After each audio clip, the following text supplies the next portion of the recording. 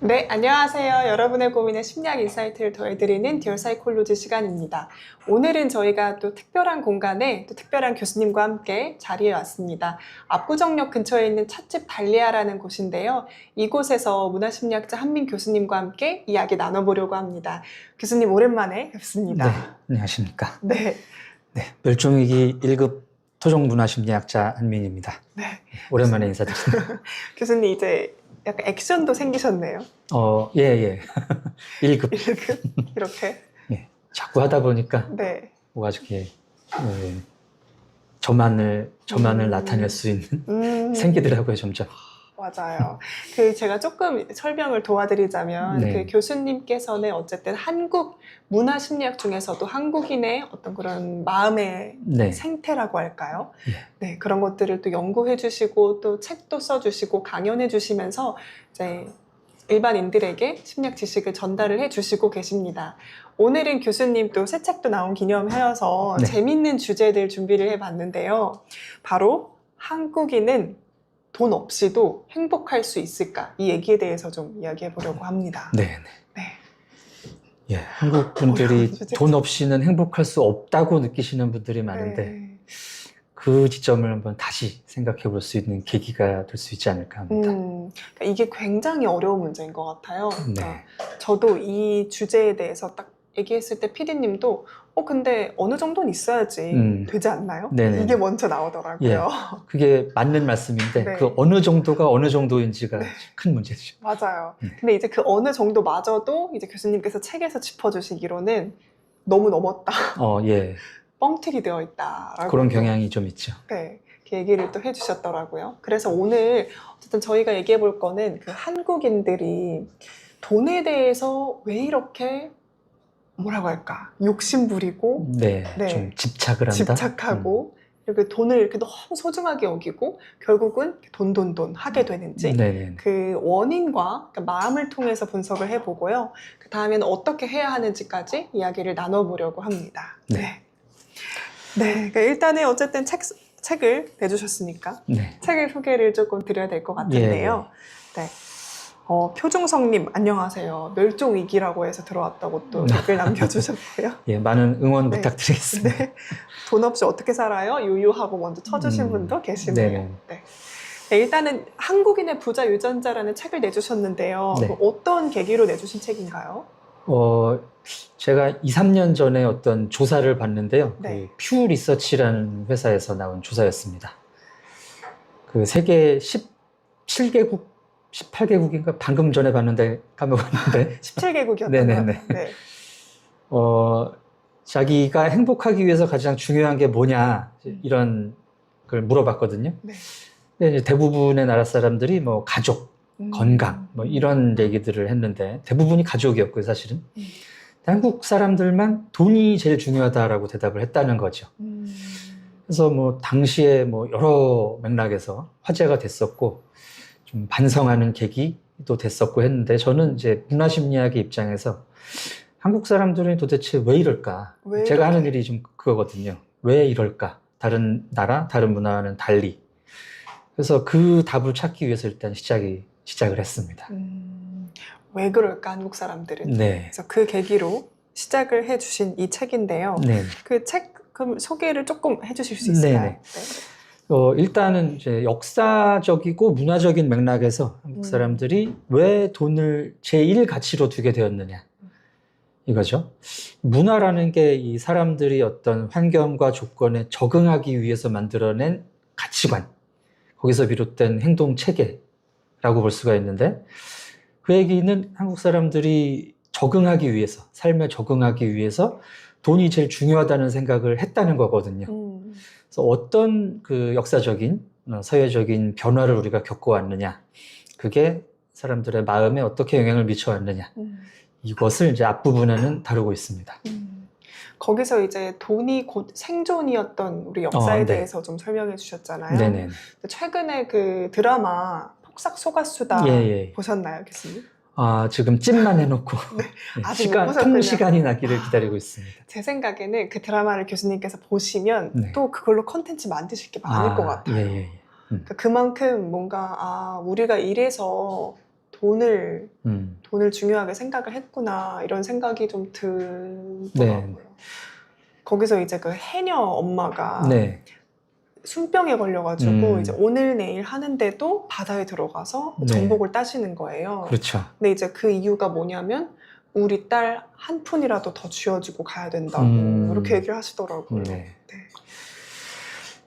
음. 그러니까 그런 마음들이 좀 쌓여서 그렇죠. 무의식에 예, 쌓여서 저희가 돈이 중요하다, 돈이 생존이다 이런 무의식들이 쌓여왔다는 거라는 거잖아요. 예. 뭐 사실 그 퓨 리서치 조사 자체는 한국 사람들이 굉장히 돈보다 가족을 먼저 놓는 것처럼 보이지만 맞아요. 사실 그 폭삭 소가수다의 그 장면처럼 우리가 돈에 연연하는 것처럼 보이는 건 사실 가족 때문이거든요.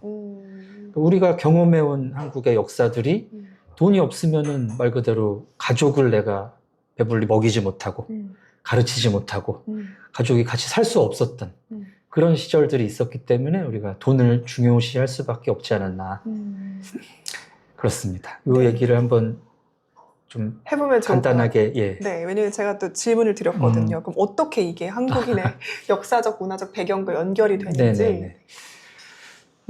일단 뭐 지금 생존해 계시는 노인분들, 7, 80대 되시는 분들이 이제 어렸을 때 경험하셨을 내용들, 그때부터만 해도 이게 뭐 일제강점기라든지, 한국전쟁, 그리고 전쟁 이후에 막 복구하면서 뭐 아무것도 없었던 시절을 살아오신 분들이거든요.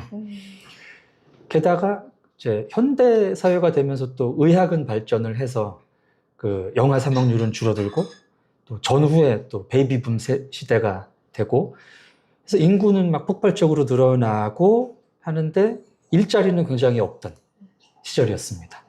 또 산업 구조가 농업에서 뭐 경공업, 중공업 이렇게 바뀌어가던 시절이었기 때문에 그래서 뭐 농업 그 국가라면은 뭐 땅을 더 개간해서 그죠? 뭐 농사를 지어 먹으면 될 텐데 네.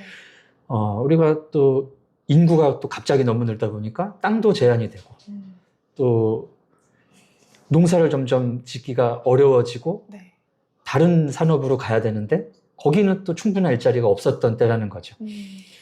그래서 이제 드라마 육남매 이제 이런 데서 묘사가 되는데 굉장히 가난하게 한 방에서 막 지내고 네네. 이 사람들이 또 커서 학교를 가고 싶은데 못 가요. 학비를 댈 돈이 없어서 학교를 못 갑니다.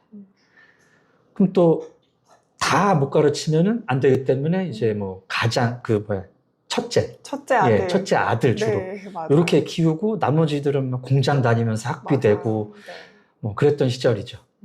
또는 먹을 게 너무 없어가지고 뭐 입을 줄인다 이런 이유로 막내 딸 같은 경우는 주로 딸들 같은 경우는 일찍 시집을 보내거나 아니면 식모살이 있죠. 그래서 막 80년대 아파트에 보면은 그 식모방이라는 방들이 있었어요. 예. 그 문 옆에, 문간에 옆에 조그맣게. 그래서 거기서 이제 지내면서 집안일하고 그냥 뭐 군입 던다 뭐 이런 개념이 있었던 때였죠. 네. 그러니까 이제 돈이 굉장히 한이 되고 못 배운 게 한이 되고 못 먹은 게 한이 되고 우리가 가족이 돈이 없어서 떨어져 살 수밖에 없었던 것이 한이 되던 시절이 굉장히 최근까지다. 뭐 저희의 어머니 아버지 형님 큰형님 세대보다는 조금 더 앞전 세대겠지만 뭐 한 그래도 80년대 정도 되면서부터는 약간 좀 갖춰놓고 사는 분들도 계시기 시작하고 뭐 자가용, 뭐 냉장고, 세탁기 이제 이런 시대가 좀 잠깐 있었죠. 맞아요. 예, 그때는 또 곧 IMF가 오면서 맞아요. 네. 네네.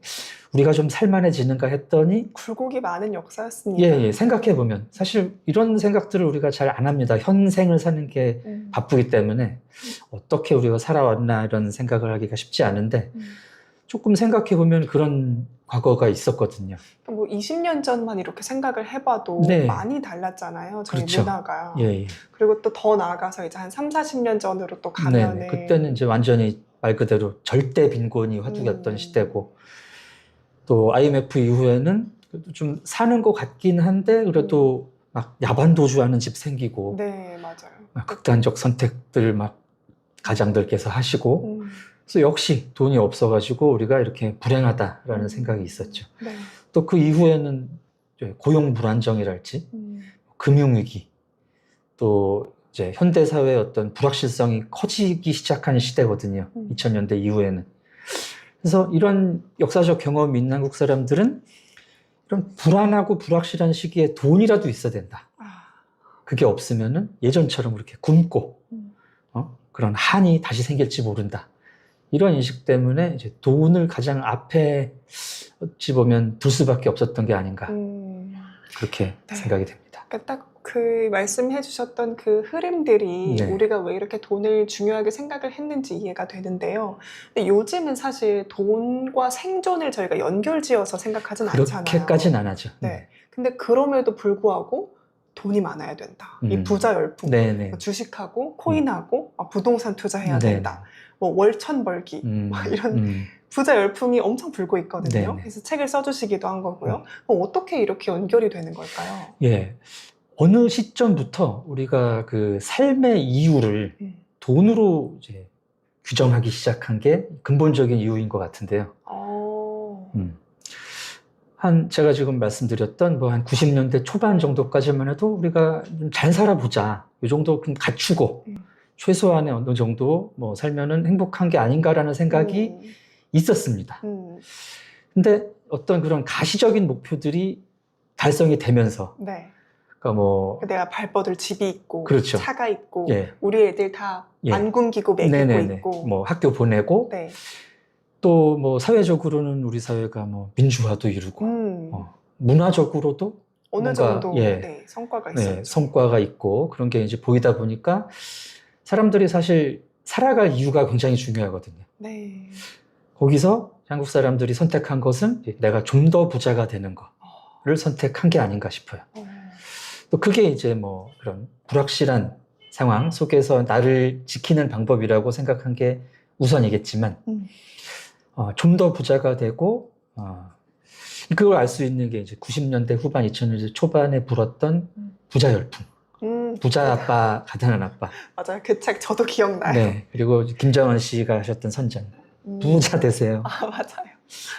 그래서 내가 왜 살아야 되느냐라는 그 삶의 이유를 찾을 때 부자라는 게 이제 들어오기 시작했던 것 같습니다. 사실 삶의 이유라는 것은 현대인들에게 굉장히 화두죠. 그렇죠. 예. 왜 사냐 이거는 뭐 노래에서도 많이 나오고. 네네네. 뭐 옛날 사람들은 삶의 이유가 사실 많이 정해졌던 측면이 크거든요. 내가 뭐 양반집에서 태어났으면 네. 과거 붙어서 뭐 해야 되고, 네. 뭐 농사 짓는 집에서 태어났으면 농사 짓면 되고, 그러면 되는데 현대인들은 그걸 다 내가 선택할 수가 있잖아요. 선택할 수 있죠. 네. 네. 근데 그 선택이 현대인들한테는 불안입니다. 뭘 선택해야 될지 선택지도 너무 많고, 그리고 뭔가를 내가 선택했을 때 그보다 더 좋은 결과가 있을지 모른다는 게 되게 불안한 거예요. 근데 이 길을 가도 되나? 갔을 때 이게 잘 갔다고 내가 나중에 생각할 수 있을까? 이 선택보다 더 좋은 선택이 있으면 어떡하지? 너무 공감되는 게 그 이제 저도 대학생 때 그리고 지금 대학생들도 만나 보면은 항상 하는 얘기가 그거예요. 네. 뭘 해야 될까? 할 수 있는 건 너무 많은 거예요. 뭐 그러면 로스쿨을 갈까? 아니면 뭐 컨설팅 펌을 갈까? 그렇죠. 뭐 대기업 인사팀을 갈까? 막 이런 선택지들을 앞에 쭉 두고 네. 오히려 더 고민이 많아지더라고요. 네. 불안해지고. 예. 뭘 선택해도 사실은 비교가 되고 네. 내 선택보다 더 좋은 것 같은 선택이 있거든요. 근데 그렇다고 해서 선택을 안 할 수는 없고 그래서 그 에이리 프롬이라는 이제 심리학자는 사랑의 기술 네네네. 쓰시는데 그분이 하신 얘기가 현대인들은 자유로부터 도피한다. 그 자유로부터의 도피라는 개념이 여기서 나왔습니다. 네. 내가 선택할 수 있는데 불안하기 때문에 오히려 선택을 못하는 거죠. 맞아요. 그 불안 정서도 네. 얘기를 해주셨는데요. 어쨌든 그 한국인들이 좀 더 부자가 되기로 선택을 했다고 하셨잖아요. 예, 그런 불안한 상황에서 가장 확실한 게 돈이다라는 그렇게 생각을 예, 했던 예, 거죠. 인식이 있었던 거죠. 네. 그럼 이제 그렇게 선택을 한 우리 한국인들의 마음에 대해서 조금 설명을 해주시면 좋을 것 같아요. 네. 또 책 읽으면서 굉장히 흥미로웠거든요. 음. 그 뭐 한국인들의 뭐 어떤 주체성적인 면모들. 네, 네, 네. 일단 이런 이제 부자로 가는 네. 노력을 만들어낸 것은 네. 한이라고 생각이 되는데요. 이 한이 이제 한국 사람들의 어떤 문화적 정서이긴 한데 이게 그 행동의 동기를 만들어냅니다. 그러니까 내가 뭐 못 배운 게 한이다. 못 먹은 게 한이다. 우리 가족이 떨어져 지낼 수밖에 없었던 것이 한이다. 그러면 이게 왜 내가 한이 됐느냐? 돈이 없어서 그렇다. 돈을 벌어야 된다라고 가겠죠. 그게 이제 우리 어떤 현대 한국의 1세대, 지금 우리 이제 부모님, 할아버지, 할머니 세대에 해당하시는 분들의 동기셨고, 그 다음에는 이제 지금 이제 말씀드렸던 그래도 확실한 걸 추구해야 된다라는 부분이 있었을 것 같고요. 그리고 이제 한국 사람들의 어떤 문화적인 심성 또는 문화적 성격이라는 측면에서 중요한 부분이 내가 이제 다른 사람들에게 영향력을 미치는 존재가 되고 싶다라는 겁니다. 이건 이제 주체성 자기라고 하는 측면인데, 문화 비교를 해보면 주체성 자기가 다른 나라보다 좀 우세해요, 한국 사람들이. 동양에서도 그렇고 서양하고도 비교해도 그렇고, 이 주체성 자기라는 거는 이제 내가 다른 사람들에 비해서 조금 우월하다, 여기서 나오거든요. 네. 주체성 자기라는 게 정확히 어떤 개념이에요? 내가 남들보다 좀 우월하다라는 인식이 중요한 사람들인 건가요? 그걸 바탕으로 해서 네. 내가 다른 사람들에게 영향을 미치는 사람이었으면 좋겠다. 라는 동기로 가는 거죠. 자기에 대한 인식이 네네, 그런 거예요? 예. 그래서 나는 좀 괜찮고 잘 낫고 그렇기 때문에 다른 사람한테 영향력을 미칠 수 있는, 그래서 다른 사람이 날 보고 오 대단하다, 그래서 나의 우월감을 좀 느끼는 쪽으로 하고 싶은 동기가 있습니다. 그 수단이 돈이 굉장히 좋죠. 아, 네. 뭐 인격적으로 남보다 낫고 싶다, 뭐 이럴 수 있지만 네. 잘 안 보이고 인격이라는 것은. 또 학식, 뭐 지성 이런 거는 시간도 많이 걸리고 또 눈에 잘 안 보입니다. 근데 이제 뭔가를 들고 다닌다든지, 백 들고 다니고, 키를 돌린다든지, 뭐 몇 평형 집에 산다, 이런 뭐 어디 아파트 단지로 들어가면 이제 보이잖아요, 일단. 네. 브랜드가 있으니까. 그러면 다른 사람들이 뭔가 나를 높이 봐줄 것이다. 이런 식의 동기가 어느 이후에는 굉장히 크게 작용을 했던 것 같습니다. 주체성 자기에 대해서 얘기해 주셨고요. 그리고 또 한국인들이 그렇게 어쨌든 자기를 이렇게 높이고자 하면 그 돈을 성실하게 벌 수도 있고요. 아니면 조금 이렇게 네네. 과감한 투자를 할 수도 있잖아요. 네. 근데 요즘 사람들의 어떤 트렌드는 네. 비투, 이런 영끌. 빚내고서라도 안 해? 이건 너가 무지해서 안 하는 거야. 이런 트렌드가 좀 있거든요. 네네네. 그럼 왜 이렇게 한국인들은 좀 이렇게 위험할 수 있는 선택들도 과감하게 하는 경향이 있는 걸까요? 네. 재밌는 게 네. 한국 사람들이 비현실적 낙관성이라는 그 심리적 개념이 있는데 이게 상당히 높습니다. 다른 나라에 비해서. 그러니까 다른 나라들에 비해서 네네네. 한국인들이 예. 비현실적 낙관성이 높다. 네. 뭐 일본 사람들의 경우에는 비현실적 낙관성이 0점이에요, 거의. 0점이요? 네. 근데 비현실적 낙관성이 어떤 거예요? 그냥 비현실적으로 모든 상황을 좀 낙관하는 성질인가요? 이제 그런 낙관적인 건 아니고요. 네. 그러니까 이제 남들한테 생길 수 있는 네. 나쁜 일은 나한테 안 생기고, 남들은 안 생기는 좋은 일이 나한테는 생길 수 있다. 이런 거죠. 사실 뭐 그런 확률은 누구에게나 똑같이 해당이 되잖아요. 뭐 네. 교통사고가 그렇죠. 날 확률이라든지, 뭐 병에 걸릴 확률, 또는 뭐 복권에 될 확률, 뭐 적은 돈으로 투자를 해서 큰 돈을 얻을 수 있는 확률, 이거는 누구에게나 똑같은데 남들은 안 될 수 있어요. 근데 난 돼, 이겁니다. 그래서 그것 때문에 이제 과감한 투자를 하는 거죠. 내가 집어넣으면 된다. 그러니까 로또 내가 사면 될 것 같은 그렇죠. 그런 기분이네요. 예, 예. 그게 이제 거꾸로도 어떻게 나타나느냐 하면 그 한국 사람들 중에 로또를 의심하는 분들이 되게 많습니다. 내가 이렇게 한 번도 당첨이 안 될 리가 없다. 그럴 리가 없어. 근데 그럴 리가 없다. 그 되게 확률이 적은데 한 주일에 막 몇십 명씩 나올 때도 있잖아요. 이건 조작이다. 나는 안 되는데 쟤들은 왜 되냐. 이게 뭔가 비리가 있다. 그렇게까지 이제 세상을 보는 시각으로까지 가는 거죠. 그 비현실적 낙관성이라는 것 때문에. 그래서 뭐 보시는 시청자 여러분들도 네. 하신 분들도 계시겠습니다만 네네.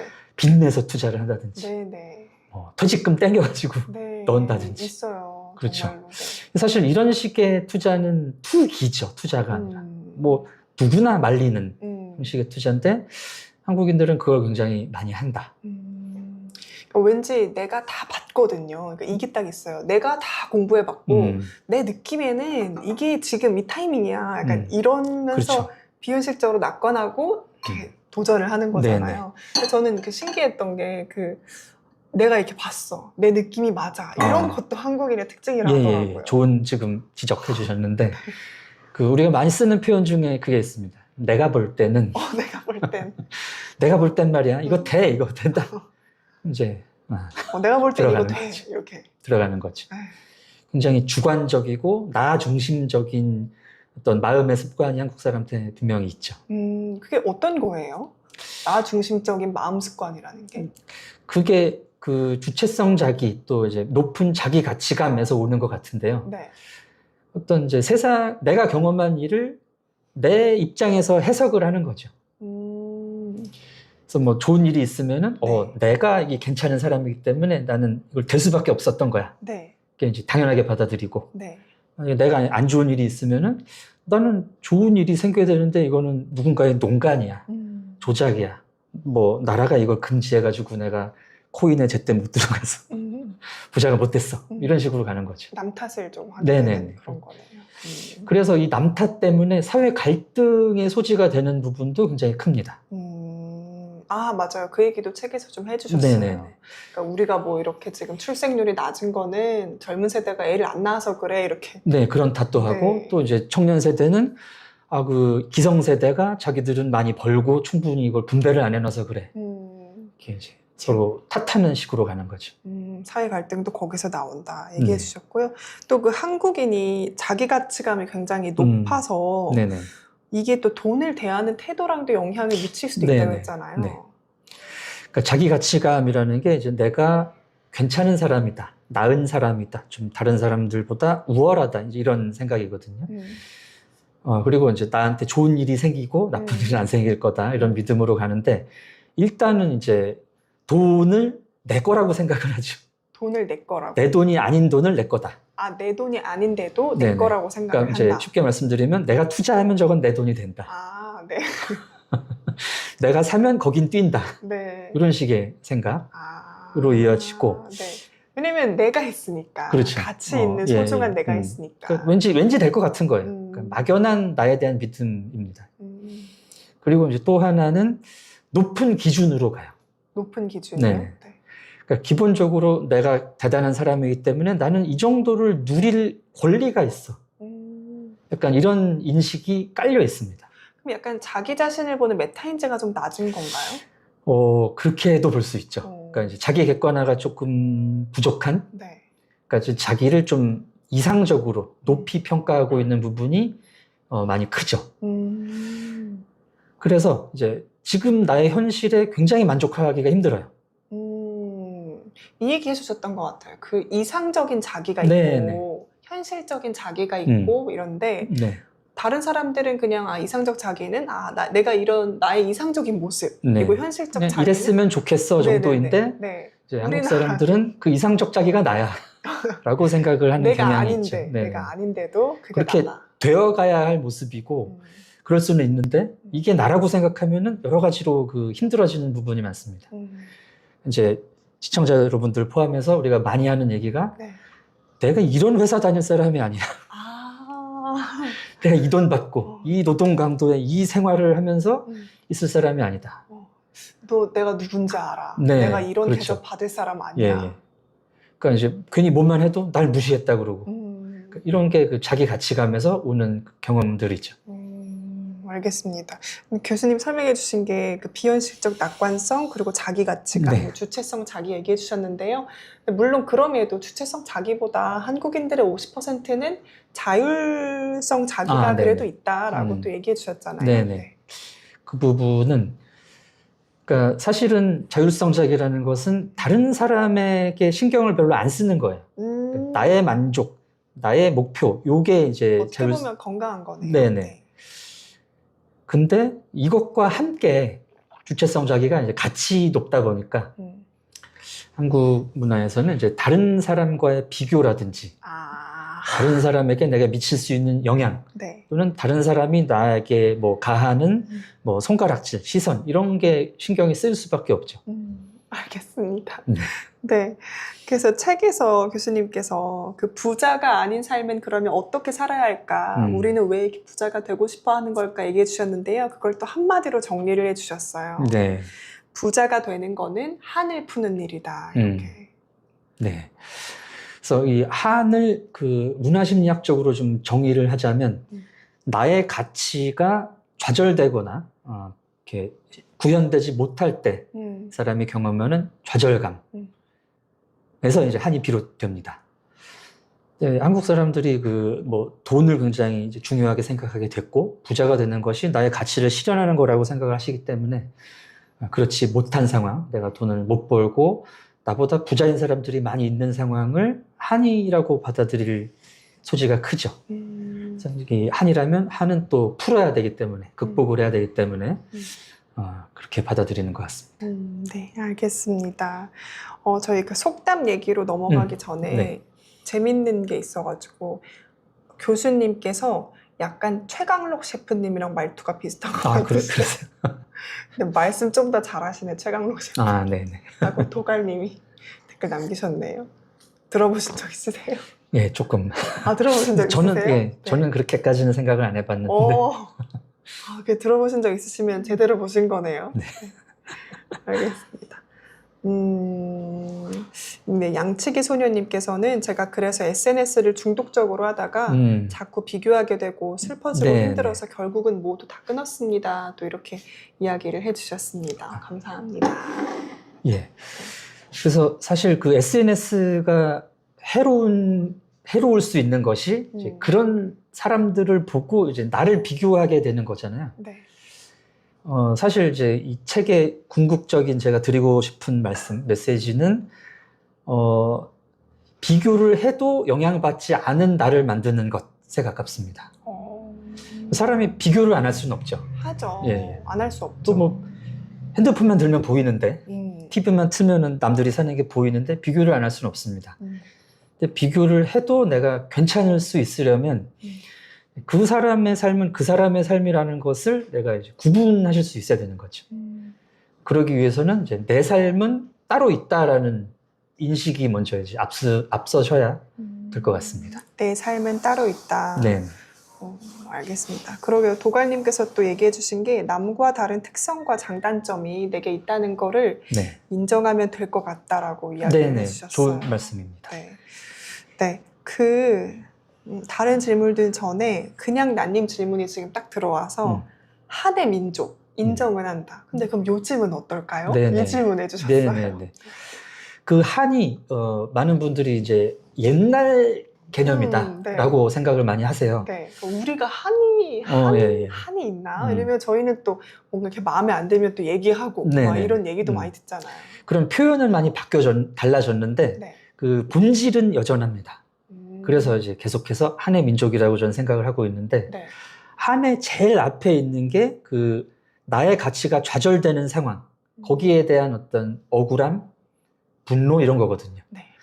그래서 한국 사람들이 제일 많이 경험하는 정서 중에 억울함이라는 게 있습니다. 억울하다. 예. 언제 억울하죠, 우리가? 내가 하지 않은 일인데도 했다고 한다거나. 그러니까 뭔가 부당한 상황. 부당한 거죠. 예, 그 부당한 상황 중에 한국 사람들은 이 상대적 박탈감이 되게 중요한 비중을 차지해요. 부당한 것 중에 상대적 박탈감. 그러니까 내가 사실은 이만큼 가지고 있어야 되는데 나보다 더 가진 사람이 있다. 이거 자체를 온당치 않다라고 느끼는 거죠. 그러니까 왜 그게 내게 아닌가? 약간 이런 느낌. 그래서 약간 저희가 공평과 공정에 대해서 또 예민한 게 그렇습니다. 한 때문에도 연결이 나오는 거네요. 그렇죠. 현대 사회에서 그 공정에 대한 그 요구가 되게 높지 않습니까? 네. 특히 최근에. 네. 그게 이제 나는 갖지 못했는데 그런 기회나 부나 이런 걸 갖지 못했는데 누군가 갖고 있으니까 이건 공정하지 못하다라는 움직임으로 나오는 거죠. 뭔지 알 것 같아요. 음. 그 책에서도 연구 내용 중에 사람들이 언제 상대적 박탈감을 느끼는지 했을 때 1등이 이제 지인의 그 자산가 부모 네네. 그거인 상황이거나 혹은 뭐 이제 지인이 뭐 투자를 했는데 잘 됐다거나 약간 네. 다 이렇게 네. 그런 상황이더라고요. 이 이제 상대적 박탈감을 제일 극명하게 말해주는 그 유행어가 최근에 있었는데요. 네. 벼락거지. 아, 맞아요. 벼락거지. 예. 아무것도 안 했는데 갑자기 거지가 됐다. 그렇죠. 근데 사실 내 자산에는 변화가 없습니다. 없죠. 네. 근데 나보다 부자가 생겼다는 이유로 나를 거지라고 인식을 하기 시작한 거잖아요. 굉장히 나를 불행하게 되게 쉽게 만드는 마음의 습관인 거죠. 그러니까 요게 그 한의 기본 개념, 기본 정서입니다. 그 순간 부당하다. 되게 부당하다고 느끼고 억울하다고 느끼고 아, 맞네요. 그러면서 딱 그 얘기를 많이 해요. 이어지는 게 학교에서 이런 거 가르쳤어야 됐다. 이 말 많이 네네네. 하잖아요. 그러니까 이제 일종의 이제 남 탓이죠. 계속 남 탓을 하는 거죠. 학교에서 제대로 안 제대로 가르쳤으면 내가 주식 투자를 가르쳐야지 막 이러고. 사실 학교가 주식까지 가르치는 기관은 아니기 때문에 아니죠. 아닌데도 자꾸 이렇게 뭔가 그러니까 이유를 부당함으로 다른 이유를 데서 찾는 거다. 찾으려고 하죠. 알겠습니다. 조금 이해가 되는 것 같아요. 네. 그리고 그 속담 통해서 또 네. 한국인의 방어 기제를 또 확인할 수 있다고 했는데 네. 그것도 연관이 된다 하더라고요. 예, 그 한국 속담을 이제 분석을 해서 이게 그 방어 기제, 무의식적인 불안에 대처하는 자세를 연구한 연구가 있는데요. 네. 그 동일시라는 방어 기제에 굉장히 많은 한국 속담들이 포함이 됩니다. 동일시라는 건 뭐냐면 내가 어떤 불안을 느끼게 된 대상과 나를 일치시키는 식으로 해결을 하는 거예요. 그러니까 이제 뭐 한국에서 많이 나타나는 현상 중에 그 명품 소비 이런 게 있지 않습니까? 네. 명품 소비. 또 이제 차를 타면은 굉장히 CC가 다 높고 집도 이제 평형이 높은 쪽으로 가려고 하고 이제 요런 그 가시적인 나의 소비를 통해서 나를 나를 이제 보이려고 하는 거죠. 이게 이제 상당 부분 동일시라는 방어 기제에 해당이 됩니다. 그러니까 대표적인 사례도 있잖아요. 네네. 드라마에서 내가 뭐 그 사장이랑 밥도 먹고 네. 다 밥도 했어. 먹고 뭐 사우나도 가고 다 했어. 네, 내 그런 사람이다라는 거죠. 이 속담 중에는 이제 쉽게 말씀드리면 그런 게 있습니다. 냉수 먹고 갈비트림 한다. 냉수를 먹고 갈비 먹은 트림처럼 한다는 거죠. 나는 냉수밖에 못 네. 먹었는데 네. 갈비를 먹은 것처럼 동일시를 한다는 거네요. 그리고 뭐 서푼짜리 집에 뭐 그 대문만 30냥 뭐 이런 식의 표현도 있고 이제 겉으로 보이는 쪽으로 나를 이렇게 내세우려는 좀 허세라고 볼 수 있을 것 같은데 이제 동일시라는 행동이 이게 이제 현대 한국인들에게도 굉장히 많이 나타나고 있죠. 맞는 것 같습니다. 맞는 것 같아요. 네, 그러면 저희 이제 그 다음으로 그럴 때 이제 저희가 부자 열풍에서 벗어나기 위해서 어떻게 해야 하는가 이야기를 해보려 하는데요. 네. 생존 다리님께서 5,000원을 후원을 해주시면서 네, 감사합니다. 감사합니다. 질문해 주셨어요. 한민 교수님, 그러면 사람이 정신적으로 건강하다는 건 구체적으로 어떤 상태를 말하는 걸까요? 네. 그러니까 제가 이렇게 뭐가 돈이나 이런 거에 연연하지 않고 정신적으로 건강하다라고 네. 말을 한다는 게 어떤 상태일까라는 질문인 것 같아요. 뭐 여러 그 심리학이라든지 정신의학의 입장이 있습니다만은 제 그 용어로 바꿔서 말씀을 드리면 자기 중심이 잘 서 있는 사람인 것 같습니다. 자기 중심이 잘 서 있는 사람. 네. 그러니까 보통 이제 요새 자존감 열풍해가지고 뭐 자존감이 높아야 된다 이런 얘기가 많은데 이 자존감이라는 게 제대로 된 자기에서 나온 자존감이어야 되거든요. 제대로 된 자기에서 나온 자존감이요? 네, 이게 잘못 그냥 내 자존감만 세운다라는 얘기는 허세가 되기 쉽다는 거죠. 허세 또는 갑질. 내가 누군지 알아? 이러면서 내가 하라는 대로 해. 뭐 나의 그런 내가 아닌 내 지위, 내 재산, 내 뭐 직함 이런 걸 가지고 남들 위에 섬으로써 내 자존감을 채우는 방식이죠. 나는 없고 알맹이 껍질만 있는 그렇죠. 거네요. 그거는 제대로 된 자존감이 아니고 제대로 나의 멘탈, 나를 관리하는 방법이 아니죠. 그러니까 이제 제대로 된 자존감이라는 게 그러니까 진정한 나에서 나온 거여야 된다. 그것도 사실 교수님 책의 메시지잖아요. 네네, 그러면서 그렇습니다. 융의 자기 실현에 대해서도 좀 설명을 네네. 해주셨어요. 네. 그거랑 또 지금 이어지는 것 같아서. 그렇습니다. 네. 그 자기를 파악하시기가 쉽지가 않거든요, 사실. 맞아요. 네. 그러니까 왜냐면 교수님께서 지금도 그 진정한 자기를 알아야 자아 존중감이 생긴다 하셨는데 그럼 진정한 나란 누구냐? 이 그렇습니다. 질문이 바로 네네네. 나오거든요. 보통 사람들이 이제 누구세요라고 물어보면은 자기 직업을 얘기하거나 얘기하죠. 뭐 연봉을 얘기하거나 네네네. 사는 아파트 단지를 얘기하거나 이런 경우가 많습니다. 그쵸. 그건 사실 내가 아니죠. 내가 해왔던 역할, 요거는 이제 융의 용어로 페르소나, 오, 가면에 해당하는 거고요. 그래서 그 가면 뒤에 있는 진정한 나를 보실 필요가 있습니다.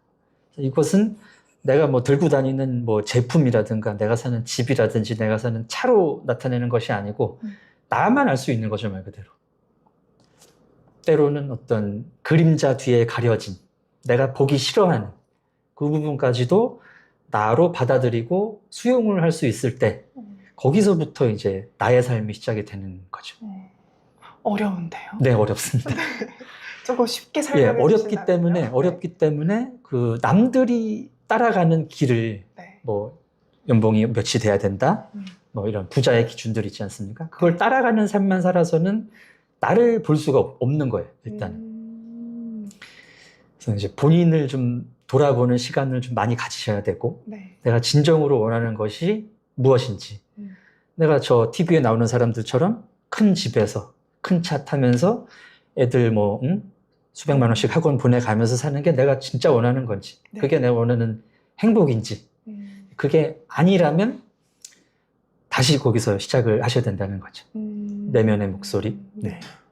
지금 그냥 나님께서 내면의 충만함을 위해 공부하는 것이 본인에게는 네. 자기 실현이다 이렇게 얘기해 주셨거든요. 그렇습니다. 네. 그러니까 정말 내가 했을 때 편안한 것, 좋은 것을 찾아야 한다는 거네요. 네네. 근데 그게 마냥 좋지는 않을 수도 있겠네요. 왜냐면 네. 공부만 하면은 또 돈을 못 벌 수도 예, 있고 아니면 돈은 기본적으로 굉장히 중요하죠. 네, 중요하고. 네, 그래서 뭐 어느 정도 내가 기본적인 너무 어렵지 않은 생활을 유지할 수 있을 정도의 네. 돈을 버시는 거는 당연히 하셔야 되고 추구하셔도 되는 삶의 이유입니다. 그러나 이제 그 이상 뭐 사실 한국인들이 부의 기준을 굉장히 높게 잡는다고 말씀드렸는데 네. 그 미국 사람들에 비해서 거의 2배 가까이 높게 잡아요, 우리가. 그래요? 예, 미국 사람들은 한 네. 23, 4억 정도면은 내가 부자다라고 인식을 하는데 오. 한국 사람들은 46억이 있어야 오. 내가 부자다라고 생각을 합니다. 오, 맞아요. 왜냐면 자이 아파트가 이제 46억이니까 그렇죠. 23억까지는 못 사요. 네네네. 네. 근데 한국의 그 통계를 보면은 29억의 자산이 있으면은 1%거든요. 이미 부자인데. 이미 부자인데 네. 내가 46억이 아니라는 이유로 나는 가난하다고 생각을 하는 거죠. 난 저 아파트 살아야 되는데. 네. 여기가... 그래서 계속 이제 그 46억을 원한다면 그건 사실 나를 돌아볼 여유가 굉장히 없어지는 거죠. 기준을 정말로 밖에 두는 게 아니라 안으로 가져와야 된다. 네네. 그게 또 건강한 상태인 거다라고 또 이해를 하면 될 것 같습니다. 네. 그럼 이 얘기도 또 안 해볼 수가 없을 것 같은데요. 또 생존 달인님께서 또 후원을 해주셨어요. 감사합니다. 감사합니다. 한국이 세계 10위의 경제대국이라는데 왜 이렇게 극단적인 선택을 하는 사람들이 많을까요? 네. 사실 이제 극단적인 선택이라는 것이 외부적인 그런 절대적인 조건 때문에 도저히 진짜 어떤 선택도 할 수가 없어서 마지막으로 하는 선택일 수도 있지만 한국인들의 마음의 습관하고도 일정 정도 관련이 있는 것 같습니다. 사실 기본적인 어떤 삶의 기회라든지 지금 내가 누리고 있는 부분은 진짜로 실제적으로 뭐 절대 빈곤이 대다수인 나라들에 비해서는 상당히 좋은 편이죠. 그렇죠. 사회 그런 인프라라든가 제도라든지 저희가 의료보험이라든지 불만할 수 없어요. 네네. 그건 객관적으로 그런 사실이에요. 근데 한국인들의 그 마음의 습관 중에 그 인지적 오류라는 부분이 있어요. 네. 그래서 이제 그 높은 자기 가치감에서 비롯되는 자기 중심적인 해석, 여기서 나오는 것 같은데, 그 파국화라는 부분이 있습니다. 파국화요? 예. 네.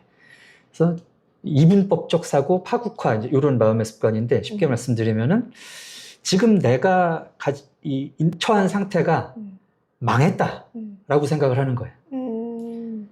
그러니까, 어떤 이제 이분법적으로 생각하는 거네요. 사람들이 살아가는 게 성공 아니면 실패인데, 네. 나는 어떻게 봐도 난 실패다 이거예요. 그래서 실패이기 때문에 난 실패자다. 그 다음에 이제 뭘 해야 되는데, 네. 실패자이기 때문에 난 이 사회에서 할 수 있는 게 없다. 파국적으로. 그러면 이제 내가 할 수 있는 일이 없다고 받아들이게 되는 거죠. 많은 가능성이 있을 수도 있지만 나는 여기서 할 수 있는 일이 없다라고 내가 해석을 하면은 그 선택밖에는 사실 없는 거죠. 네, 알겠습니다. 그러면은 저희가 이제 그 얘기해 주신 거는 네. 자기 실현을 해야 된다, 음. 자기 중심이 잘 서 있어야 된다, 이렇게 이야기를 해주셨는데요. 그럼 마지막으로 저희가 어떤 걸 좀 고민을 해보면 좋을까요? 네. 그러니까 오늘 저희 주제가 그 한국에서 돈 없이 행복할 수 있을까거든요. 네네네. 그럼 어떻게 하면 될까요, 교수님? 일단 이제 몇 가지 그 생각에서 그 인지적 오류인 부분을 조금 빼내야 될 것 같습니다. 일단 빼낼 건 네네. 빼내고요. 대표적인 게 한국에서는 부자가 아니면 살 수 없다. 뭐 어느 정도 돈을 못 벌었으면 실패자다라고 낙인을 찍는다. 네. 이런 생각은 그렇지 않습니다. 근데 이게 쉽지가 않아요. 예. 계속 경쟁을 하다면 살다 보니까. 네네네. 그렇긴 한데 이건 사실 그렇지 않거든요. 객관적으로. 객관적으로 그렇지 않고 부자가 되지 않아도 내가 선택할 수 있는 삶의 모습들이 있고 또 나는 거기서 내 삶의 목적을, 이유를 찾을 수 있는 거죠.